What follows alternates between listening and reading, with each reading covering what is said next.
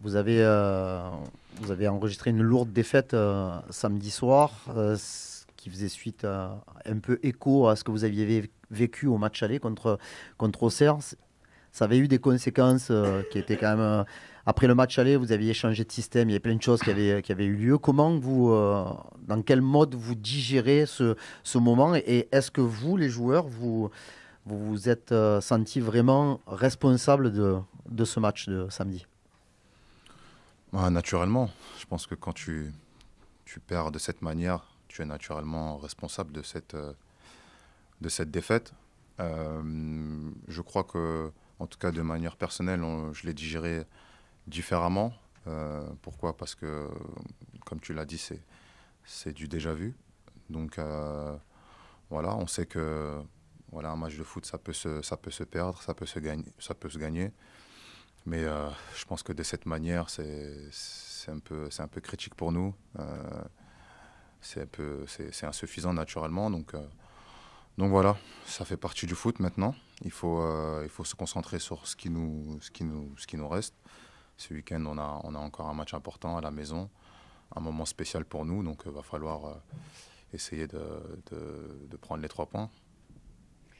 Et je ne te demanderai pas ce que tu penses des sanctions, de tout ce qui s'est passé cette semaine autour de Pablo Longoria et Fabrizio Ravanelli, mais j'aimerais savoir quel peut être l'impact sur les joueurs, sur l'effectif de cette escalade depuis des mois et qui a trouvé quand même une issue très puissante ce mercredi soir. Est-ce que le groupe peut être touché? Est-ce que ça peut être une motivation supplémentaire aussi, par exemple? Je ne sais pas. Non, naturellement, c'est des personnes qui comptent pour nous. C'est je dirais les architectes de ce beau projet. Donc forcément, on ne va pas dire qu'on y est insensible. Voilà, après, au-delà de ça, je pense que ça fait du mal, je dirais, à notre football, au championnat de France, parce que si on va déjà plus loin récemment, on a vu que voilà, il y a pas mal de déclarations, pas mal de choses qu'on voit aussi autour du stade, et c'est des choses qui naturellement font un peu de mal à notre championnat. Nous, là, on est joueurs, ce qu'on aime, c'est le football. On a parcouru tout ce chemin pour vivre de belles émotions, jouer dans des beaux stades. Et malheureusement, moi, personnellement, j'ai le sentiment que c'est un peu compliqué ces derniers temps. Donc, je pense qu'on a tous notre rôle à jouer, que ce soit nous, déjà les acteurs, premièrement, mais vous aussi qui êtes dans cette salle, il faut essayer d'avoir un sentiment d'apaisement parce que c'est le football français qui va en payer les prix. Donc voilà, moi, si je dois dire quelque chose par rapport à ça, je dirais que c'est un contexte un climat plutôt, c'est un climat qu'il faudrait essayer d'apaiser avec l'aide de tout le monde naturellement. Romain. Bonjour Geoffrey, j'aurais 2 questions également. D'abord, je voulais revenir sur un move de la fin du mercato, l'arrivée d'Ismaël Bennacer. Alors qu'on s'attendait peut-être à un défenseur, ça a des conséquences directes pour toi, parce qu'on s'est vite dit, tiens, Geoffrey qui rentrait des fois au milieu de terrain, maintenant ça va être défense à 100%. Est-ce que tu en as parlé déjà tout simplement avec des personnes au club? Ou tu t'es fait la déduction toi-même? Voilà, comment tu as vécu ça?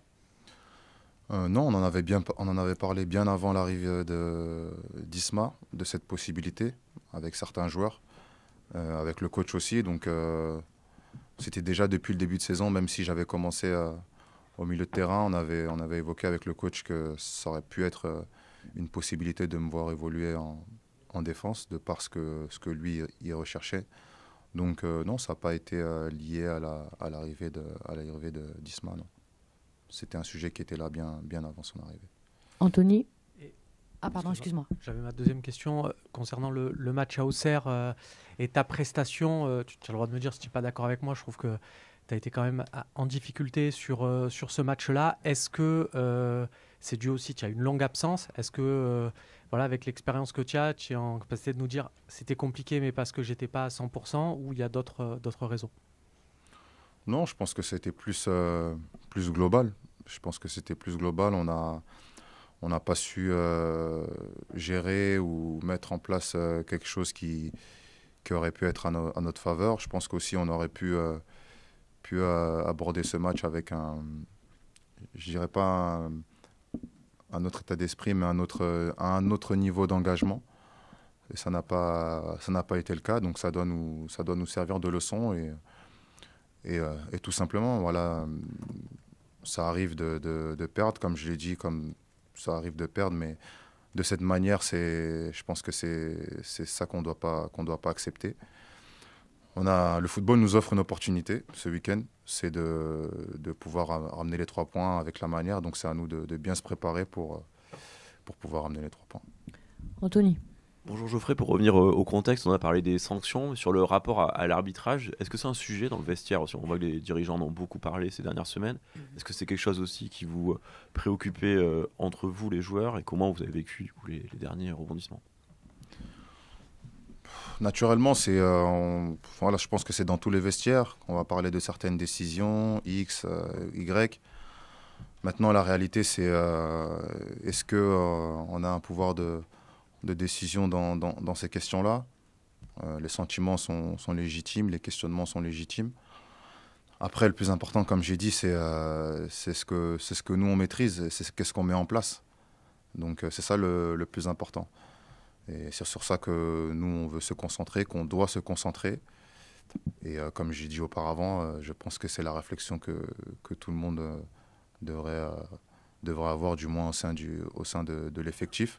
C'est-à-dire, OK, il y a des choses qui nous ont pas plu, il y a des choses qui se sont passées ou qui méritent peut-être des questionnements ou des explications. Mais concentrons-nous sur les choses qu'on peut maîtriser, à savoir notre prestation et comment mettre en difficulté nos adversaires. Bruno. Geoffrey, bonjour. Deux petites questions. Déjà, sur ce rôle de défenseur, est-ce que ça te plaît ou pas? Parce qu'il y a des joueurs qui, je pense à Tchouaméni, là, qui disait récemment, c'est un autre schéma, mais ça me plaît moins de jouer derrière. Est-ce que toi, ça te plaît, sachant que le coach demande beaucoup aux défenseurs dans la relance, presque de jouer comme des milieux par moment aussi? Ouais. Non, c'est comme tout milieu de terrain, je pense que on préfère jouer au milieu naturellement. Après, je pense que c'est un système qui ressemble aussi, quand on a le ballon, qui peut ressembler aussi au milieu de terrain, puisqu'on a le ballon, on essaye de ressortir propre. Donc voilà, naturellement, c'est quelque chose qui peut ressembler à quand on joue au milieu de terrain. Donc oui, je me plais plus au milieu de terrain, mais après, ça dépend aussi du système et de la mise en place du coach pour voir si ça me plaît ou pas. Et en l'occurrence, là, c'est un système qui me plaît et c'est un système où je prends aussi du plaisir. Et souvent, alors c'est plutôt en réaction d'après-match, tu nous dis qu'il faut faire preuve d'humilité. Et on voit que là, vous êtes tombé 2 fois sur les derniers matchs, là en gros, à Nice ou à Auxerre, sans montrer le véritable visage de l'OM. On croyait que cette équipe, notamment depuis le changement tactique, après le Auxerre, le match aller, c'était un peu un rouleau compresseur, que rien ne pouvait lui arriver. Et la preuve que non. Pourquoi, concrètement, ça peut arriver? Parce qu'aujourd'hui, c'est notre réalité, tout simplement. Ça prouve qu'on a encore du chemin. Je pense qu'on est dans le bon chemin, puisque les résultats dans sa globalité le prouvent. Mais il ne faut pas oublier qu'on a du chemin. On est une équipe encore en construction. Pour certains, ça fait très peu de temps qu'on joue ensemble. Donc, naturellement, ça fait partie du chemin. Et voilà, faut en être conscient. Donc c'est pour ça que je parle souvent d'humilité. Aussi bien après une victoire écrasante, il faut rester calme. Et c'est pareil que dans une défaite lourde, il faut garder sa sérénité et de savoir que voilà, il y a du travail, mais on a les capacités pour atteindre les objectifs. Hugo. Bonjour Geoffrey, tu parlais du pouvoir de décision, d'action des joueurs sur l'arbitrage et que vous n'en aviez pas vraiment. Moi, il y a une question que je me posais, je me dis que bon, forcément il y a beaucoup de pression sur l'arbitre qui va officier pour OM Nantes. Les joueurs tentent souvent d'induire en erreur l'arbitre. On réclame une touche qui n'existait pas, on réclame un corner alors qu'il n'y a pas, on réclame un carton rouge alors que ça valait un jaune. Est-ce qu'il n'y a pas un manque de fair play des joueurs de foot en général qui fait qu'en fait tout le monde essaye de tromper l'arbitre sur le match et ben, le pauvre il est tout seul avec ses 2 assistants quoi. Donc voilà. Qu'est-ce que tu penses de ça? Est-ce que c'est possible que les joueurs soient plus fair-play pour aider l'arbitrage, ou est-ce que la compétition fait que c'est pas possible? Ouais, c'est une bonne question. Après, c'est une question de jugement. Peut-être que vous vous dites que la personne qui demande un rouge alors du jaune, c'est que lui il pense rouge tout simplement. Ça peut être ça. Donc je suis pas dans la peau de tous les joueurs pour pouvoir répondre à cette question. Pour ma part, moi naturellement, je pense que ça fait partie du jeu de tout simplement, si on pense que ça mérite rouge, de le demander. Je pense que ça fait partie d'un match de foot naturellement. Après, ça c'est une question où je peux pas me mettre dans la peau de chaque joueur. Chaque joueur a sa façon d'être, chaque joueur a sa façon de penser, mais aussi, voilà. Comme je disais bien évidemment précédemment, ça fait référence à ça aussi, le fair play, c'est aussi un côté d'apaisement. Et comme je disais tout à l'heure, ce côté d'apaisement, ce côté d'entraide, si on veut aider l'arbitre, c'est vrai que les joueurs peuvent le faire, mais les entraîneurs, la presse, tout le monde peut aider les arbitres. Et j'ai pas l'impression aujourd'hui que aussi bien des joueurs que des autres côtés, on fasse le maximum pour les aider. Et c'est pour ça que précédemment, j'en ai parlé, c'était justement par rapport à ce sujet, et voilà. Flo. Geoffrey, bonjour.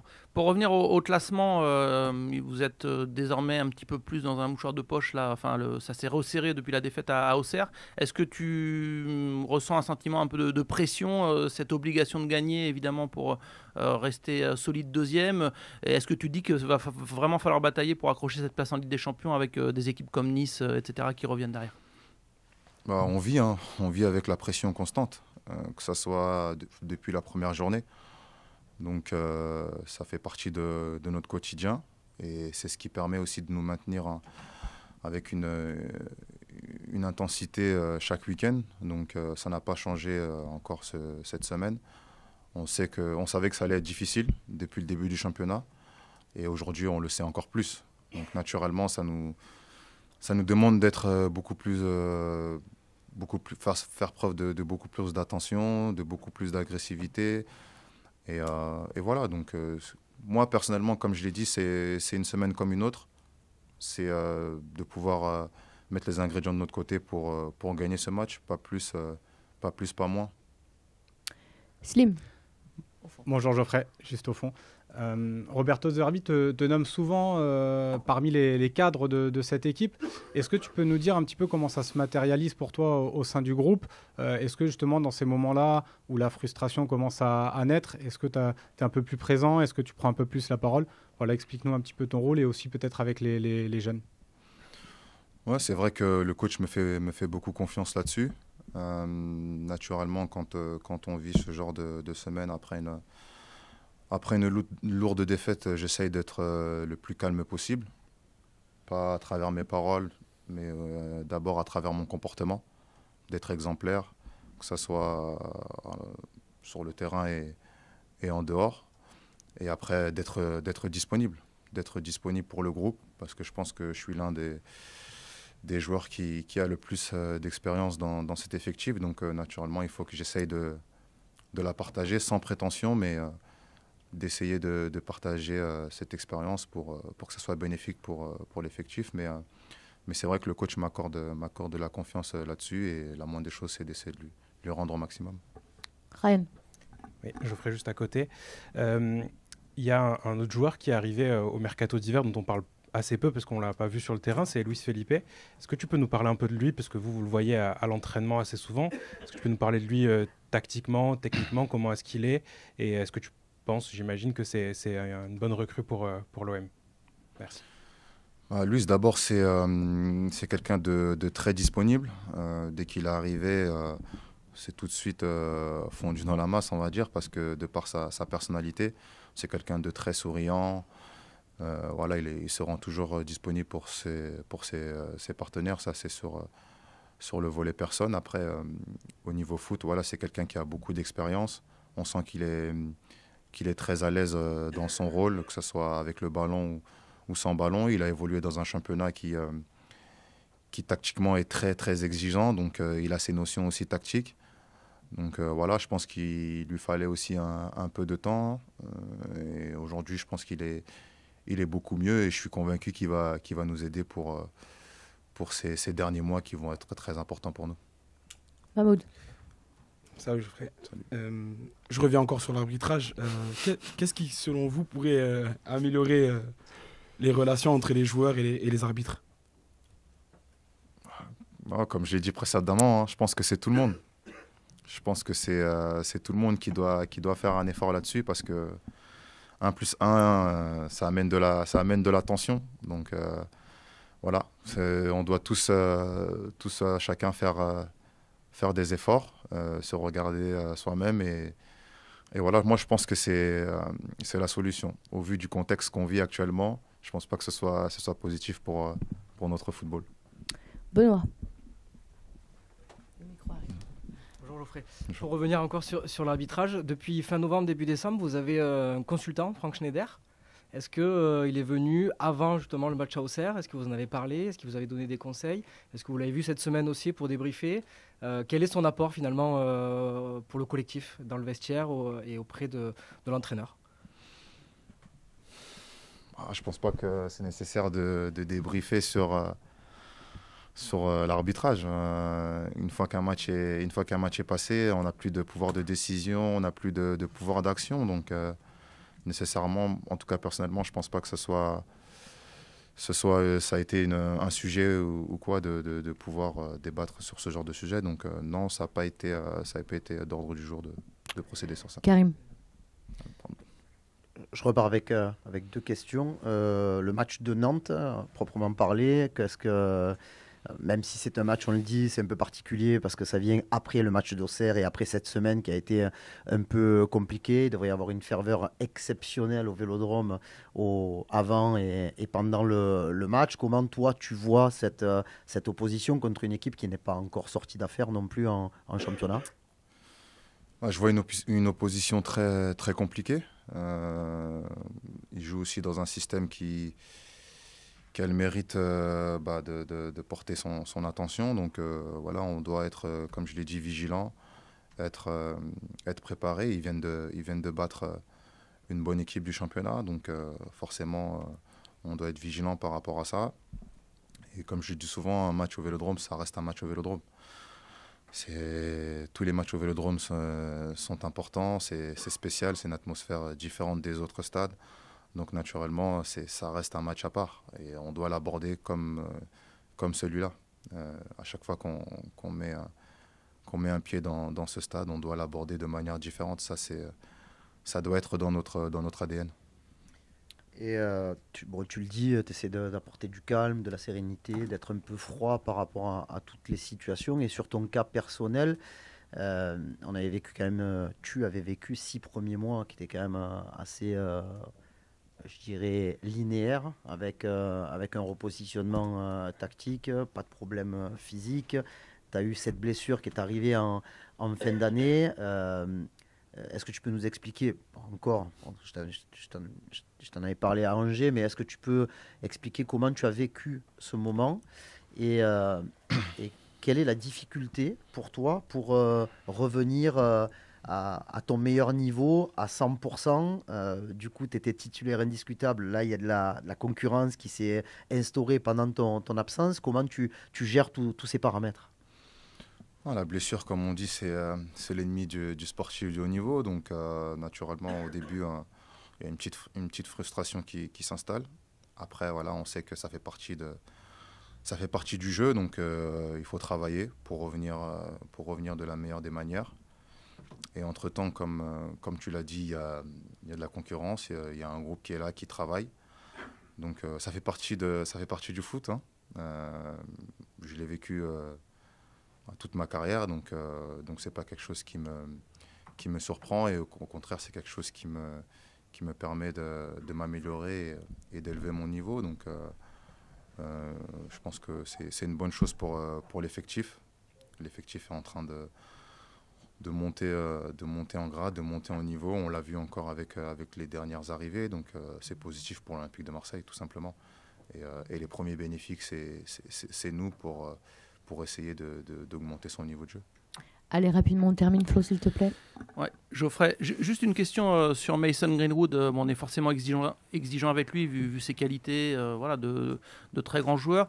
On a l'impression qu'il traverse une toute petite période, là, qu'il est un petit peu dans le creux. Est-ce que ça se ressent aussi aux entraînements ou pas et à ton avis, quelle est la clé pour justement qu'il gagne en régularité, qu'il soit toujours presque l'homme clé de votre équipe par sa capacité à percuter, à être décisif. Voilà. Est-ce qu'il y a un petit souci Greenwood en ce moment ou pas du tout?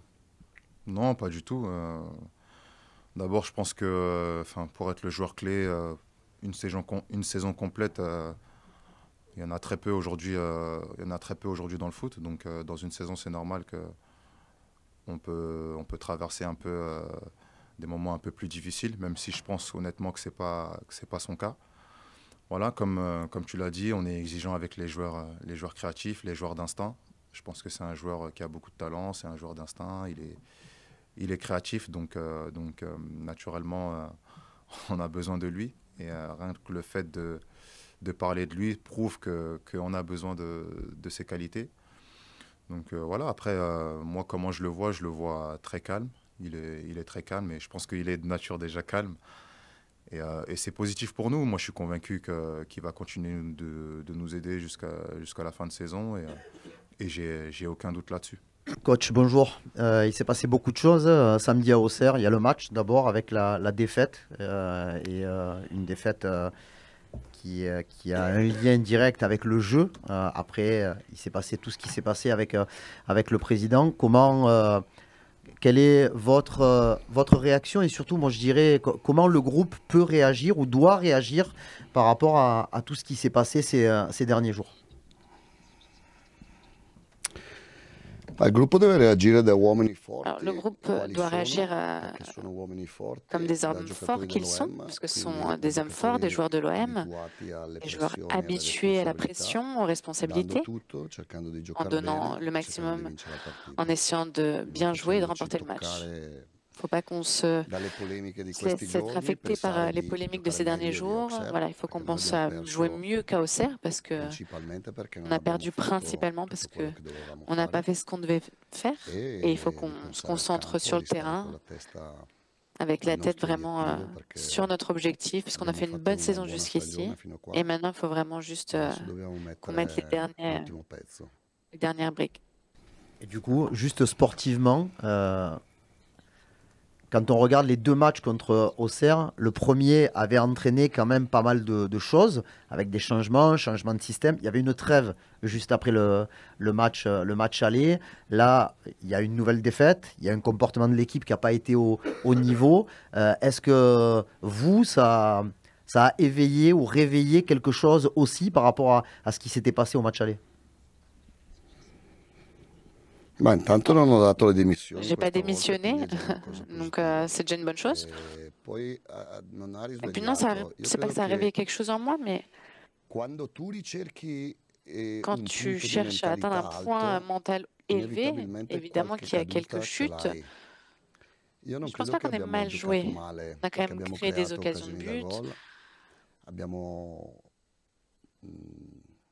On a fait un match qui était meilleur que celui du match aller, mais ce n'était pas suffisant, ça ne suffit pas. Il faut vraiment qu'on rentre toujours avec la méchanceté sportive, on va dire, de haut niveau d'une grande équipe, et l'Olympique de Marseille. Et ça, parfois, c'est vrai que ça arrive qu'on perde cela quand on est dans cette construction d'une mentalité vraiment forte, quand on jouera tous les matchs de la même manière, avec la même intensité mentale.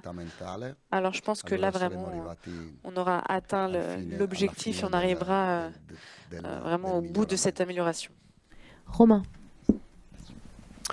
Bonjour coach, Derek Cornelius sera suspendu pour le match de ce week-end. Où en est votre réflexion pour l'axe gauche de la défense? Gioca con Dobia. D'accord, merci. Et du coup, Luis Felipe, où en est-il? Est-ce que il pourrait avoir quelques minutes de temps de jeu sur ce match. Luis Felipe a repris hier ou avant-hier l'entraînement de manière totale avec le groupe, donc il n'est pas encore prêt à jouer, et donc c'est Kondogbia qui jouera. Ludo. Bonjour. Est-ce qu'on peut avoir votre réaction concernant la suspension de Pablo Longoria et celle de Fabrizio Ravanelli? Merci. Non, évidemment que je suis toujours proche des personnes de ma famille, et donc Pablo, Ravanelli, Mehdi font partie de ma famille, comme mes joueurs, toutes les personnes qui sont à l'intérieur de ce club. Et donc, je suis désolée de ne pas parler votre langue, de parler français, parce que je veux vraiment que la traduction soit faite de la meilleure des façons pour que vous sachiez vraiment quel est mon avis sur ces polémiques. Et c'est la dernière fois que je veux parler des arbitres jusqu'au moment où je serai encore l'entraîneur de l'OM. Voilà, c'est vraiment la dernière fois. J'ai su qu'il y avait eu des menaces qui ont été faites à l'arbitre, ses pneus ont été crevés. J'en suis vraiment désolée si c'est vrai, que c'est ce qu'il a déclaré, donc il faut qu'on le croie. Et vraiment, j'exprime toute ma solidarité à ses proches et à lui-même, parce que le foot, ça doit rester sur le terrain et voilà, pas aller au-delà. Et après, tout ce que j'ai dit après le match, je le confirme à 100%. Et moi, j'ai dit que je croyais en la bonne foi des arbitres. Selon moi, ça n'a pas été un arbitrage serein. Il y a eu des erreurs éclatantes. Au final, on n'a pas perdu à cause de lui, on a mal joué, mais son rôle a quand même été déterminant. Et je pense que tous les épisodes de cette année, l'expulsion de Mopé contre Angers, les 2 expulsions de Cornelius, l'expulsion d'Harit contre le PSG, l'expulsion de Balerdi aussi contre Lyon, je pense que ce sont des erreurs très graves de mon point de vue. Après, si il y a des gens qui pensent que ce que je dis, c'est pas vrai, c'est leur problème. Ces jours-ci, j'ai lu que même Trump disait que la Russie n'avait pas envahi l'Ukraine. Mais moi, j'étais en Ukraine, je sais ce qui s'est passé. Après, tout le monde peut penser ce qu'il veut et voir les choses à sa façon, mais moi, je vois les choses avec mon caractère et je ne reviens pas en arrière sur ce que j'ai dit absolument après Auxerre, parce que c'est mon caractère. Et justement parce que c'est mon caractère, j'ai décidé de venir à l'OM, parce que je me revois dans ce maillot, je me reflète dessus. Si ça ne va pas, je le dis, je le répète, l'OM, ce sera la dernière équipe que j'entraînerai en France. Pas parce que je veux partir demain, pas parce que je veux partir à la fin de la saison, je voudrais rester 2, 3, 4 ans, je ne sais pas combien d'années, peut-être 1 an, j'en sais rien. Mais tout ce que j'ai dit, je le répète. Parce que mon point de départ, c'est de toujours dire ce que je pense avec respect. Voilà, mais moi, je continue à tracer ma route et mes parents ont toujours appris à dire ce que je pensais. Et s'il faut dire les choses en étant soumis, voilà, en prenant des gifs pour dire vraiment les choses comme le disent tout le monde, ça, c'est pas quelque chose qui m'appartient. J'espère qu'on ne parlera plus d'arbitre parce que je ne répondrai plus de maintenant jusqu'au dernier jour de ma carrière d'entraîneur ici. Vous avez les yeux, le cerveau et le papier, les stylos pour évaluer et pour dire ce que vous pensez de ces épisodes. Donc certains le feront comme moi en disant qu'il y a eu énormément d'erreurs. Est-ce qu'il y a quelque chose là-dessous? Non, je ne pense pas parce que je crois vraiment en cette bonne foi des arbitres. Mais est-ce qu'ils nous ont pénalisés? Oui. Oui, ils nous ont pénalisé. Le penalty contre Lille sur Rowe, le penalty contre Strasbourg, de Rowe qui aurait pu changer le résultat sur un partout. Après, les points qu'on a au classement, c'est ceux qu'on a mérités. Oui, et de fait, on est 2e alors qu'on avait récupéré un OM qui était 8e au classement. Et si moi je parle, si vraiment je prends la volonté de le faire, c'est parce que tout le monde se retourne, tout le monde dit c'est votre problème, démerdez-vous, excusez-moi le terme. Si je suis ici, je peux être ici ou ailleurs, en Italie, en Angleterre. Non, moi j'ai décidé d'être ici parce que que je me revois en les personnes qui sont ici, les supporters, mes joueurs, mon club. Voilà, je me revois vraiment aussi dans les erreurs, parce qu'on fait tous des erreurs. Il y a des réactions de trop qu'on a pu avoir parfois. Mais c'est des gens qui ont le sang chaud, on est des gens qui veulent vraiment aussi faire les choses bien avec beaucoup de sacrifices. Et donc, quand les choses ne sont pas justes, selon moi, vous m'entendrez toujours parler de cette manière. Et donc, si je ne parle pas de cette manière, ça veut dire qu'il y a quelque chose que j'ai déjà décidé et que ici, je n'ai pas décidé de partir, j'ai décidé de rester, d'être ici. Je me sens très bien ici. Et donc voilà, j'ai aucune intention de partir absolument. Vous pouvez tous être tranquilles. Alors peut-être qu'il y a des gens qui préféraient que je parte, je ne sais pas. Mais pour l'instant, ce n'est pas le cas et ce n'est pas une de mes envies absolument. Michel. Bonjour Roberto. Donc on revient au jeu. Est-ce que vous êtes d'accord si je dis que souvent lors des premières mi-temps, l'OM manque un petit peu peut-être d'audace, d'intensité dans le jeu, d'agressivité? C'est ce qu'on a un petit peu ressenti à Auxerre. Geoffrey Kondogbia en parlait à l'instant. Il disait qu'il y avait peut-être un manque d'intensité, d'impact. Alors on sait que vous aimez la maîtrise, la patience. Mais est-ce que vous ne trouvez pas malgré tout qu'on a l'impression presque qu'Auxerre jouait sa vie et que l'OM jouait un match un peu plus tranquille? Est-ce que vous partagez ce sentiment? Oui, c'est vrai, il y a une grande différence, mais la première, c'est que généralement, qui défend, comme l'Auxerre, donc 90 minutes dans son camp, doit forcément mettre cette méchanceté. Donc l'équilibre, c'est bien jouer au foot, du point de vue technique, du point de vue des capacités individuelles, avec cette méchanceté, agressivité qu'ont les autres lorsqu'ils défendent. Après, au cours des 2-3 derniers mois, on a eu cette agressivité, cette méchanceté un peu, même les 10 premières minutes contre Saint-Etienne. On a eu cette envie de jouer avec et sans le ballon. On a eu la même chose contre Lyon. Je pense qu'il y a eu beaucoup de fois, même à l'extérieur, à Saint-Etienne. Avec 30-40 000 personnes, on a eu la personnalité, cette agressivité de vraiment les mettre sous pression et de les bastonner.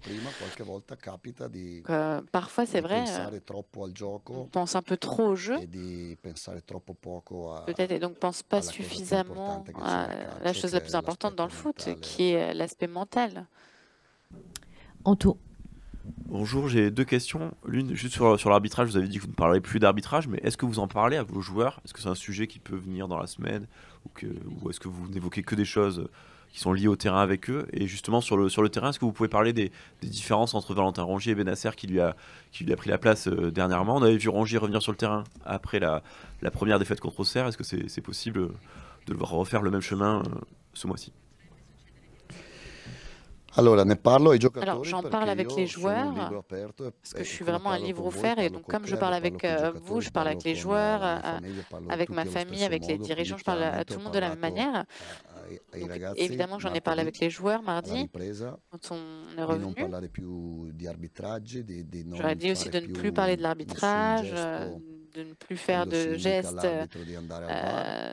du VAR, de faire le geste de la vidéo, de penser de la première à la 90e minute à remporter les matchs et à les remporter à notre manière. Si on doit aller remporter avec quelques torts arbitraux, il faut qu'on soit encore plus fort que ça et qu'on réussisse à dépasser ça pour atteindre nos objectifs. Rongier, c'est un joueur important. Vous savez, quand on est à ma place, il faut faire des choix. Bennacer est arrivé, il a très bien joué, même si ça faisait un moment qu'il ne jouait pas, parce qu'il a été blessé durant presque toute la première partie de la saison. Et donc, pour que Bennacer puisse élever son niveau de forme, c'est de faire jouer, ça passe par ça, mais je n'ai absolument pas oublié Rongier. Rongier, ça reste un joueur très fort, et je pense que Bennacer aussi est un joueur du même niveau. Et si on veut si on veut être compétitif, il faut qu'on ait beaucoup de joueurs forts, pas seulement 11. Bruno. Coach, bonjour. Ça complète un petit peu la question, mais je voulais savoir si vous aviez parlé aux joueurs de cela cette semaine dans le contexte et par rapport au fait, notamment la plainte collective des arbitres envers Pablo Longoria et puis, qu'on le veuille ou non, l'énorme pression sur l'arbitre de ce week-end. Voilà. C'est un petit peu ce que vous avez dit, mais l'idée, c'est quand même de dédramatiser un peu tout ça et de se calmer, c'est ça? Non, l'idée c'est de faire le coach et de faire les joueurs, c'est-à-dire que chacun fasse ce qu'il est là pour faire. Moi, à la fin du match, j'ai serré la main à l'arbitre sans rien dire. Et sur 3-0, je peux dire que ça m'énervait, mais on a un objectif très important qui est de ramener l'OM en Ligue des Champions, de jouer le mardi et le mercredi l'an prochain, et point, c'est tout. Voilà. Il faut que rien ne nous éloigne de cet objectif. C'est quelque chose qui doit rester ancré en nous. Et donc, si on réussit à le faire, on sera tous heureux. Si les autres sont meilleurs que nous, on verra à la fin de la saison. Mais c'est pas le moment de parler, de penser. Voilà, les arbitres ont fait un communiqué. Moi, j'ai dit ce que je pensais. Et ce que je pense intimement. Après, chacun parle avec sa bouche et son cerveau. Flo. Ouais. Coach, deux questions, s'il vous plaît. Vous parliez de Valentin Rongier et de Bennacer. Question très simple. Est-ce qu'il y a une formule qui vous permettrait de les utiliser les deux en même temps, au même moment? Ou est-ce que c'est ou l'un ou l'autre? Alors, au milieu du terrain, on joue avec deux joueurs. Ça peut être Højbjerg, Rongier, Bennacer. En fonction aussi des suspensions, des blessures, on verra de match en match. J'essaie de trouver la meilleure solution, c'est tout. À l'heure actuelle, il plus le temps de savoir s'ils peuvent jouer ou pas ensemble, parce qu'il reste peu de matchs. Je pense qu'on a trouvé le bon système tactique pour les joueurs. Et après, c'est moi qui décide le style de jeu, les principes de jeu, la mentalité. Mais après, les positions, l'animation, je les décide sur la base des caractéristiques des joueurs. Et cette équipe est en train de faire de bonnes choses avec deux joueurs entre les lignes et deux milieux plus bas, plus défensifs. Donc, généralement, on a Rabiot et Greenwood en haut et deux autres joueurs. Donc je pense que c'est pas la peine de retourner en arrière. Et je voulais vous poser aussi une question sur Mason Greenwood. On en avait parlé il y a 15 jours, 3 semaines sur comment faire en sorte qu'il ait cette régularité. Et depuis 2-3 matchs, on le sent un petit peu moins bien. Je ne sais pas si vous avez également cette sensation en match et à l'entraînement. Voilà, comment est-il à l'entraînement? Et est-ce que vous avez l'impression qu'il marque un peu le pas, comme on dit, qu'il est un peu dans le creux?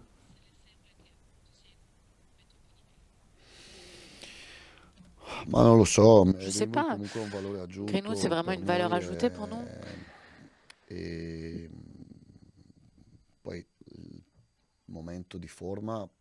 moment de forme, il peut être meilleur ou moins bon en fonction de différents facteurs. Et je pense qu'il est en train de faire de bonnes choses. Après, évidemment, lui aussi, il ne faut pas qu'il se contente de ce qu'il fait.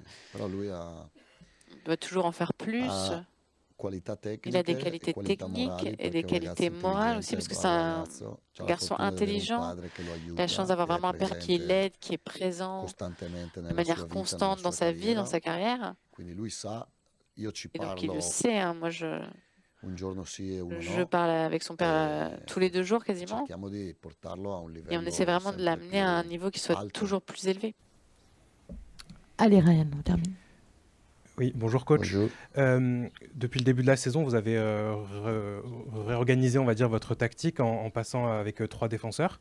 Mais on sait que votre 4-2-3-1, vous avez ça un peu à cœur. Est-ce que pour la saison prochaine, vous envisagez de repasser à ce système-là ou est-ce que le 3 défenseurs, c'est quelque chose qui vous a plu et que vous voulez continuer et pérenniser? Bravo, bella domanda. Bonne question, parce que au niveau des latéraux, on a Luis Enrique d'un côté, de l'autre côté Merlin, ou Dedic,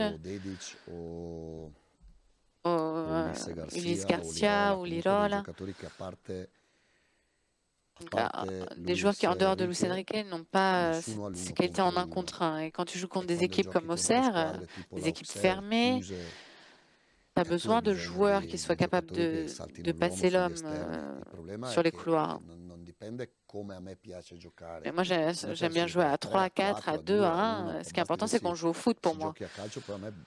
Moi, j'aime toutes les façons de jouer, mais moi, c'est les principes de mes équipes d'avoir quand même les ballons qui qui aille toujours vers l'extérieur sur les couloirs. Et ici, on a dû changer par nécessité, parce que de mon point de vue, Rabiot s'exprime mieux quand il est un peu plus haut, parce que Højbjerg, c'est un milieu défensif, mais qui a besoin quand même d'un joueur qui a des caractéristiques telles que celles de Rongier ou Bennacer. Parce que Greenwood, sur le couloir, il défend peu. Et donc, s'il est trop loin des buts, des cages, je pense qu'il a réussi à moins marquer, il est moins dangereux. Et donc, ce système qu'on a trouvé, c'est, à mon avis, le meilleur pour ce groupe de joueurs. L'an prochain, on verra. J'aimerais bien, évidemment, avoir toujours la possibilité de jouer avec des latéraux qui soient aptes dans l'un contre un, évidemment.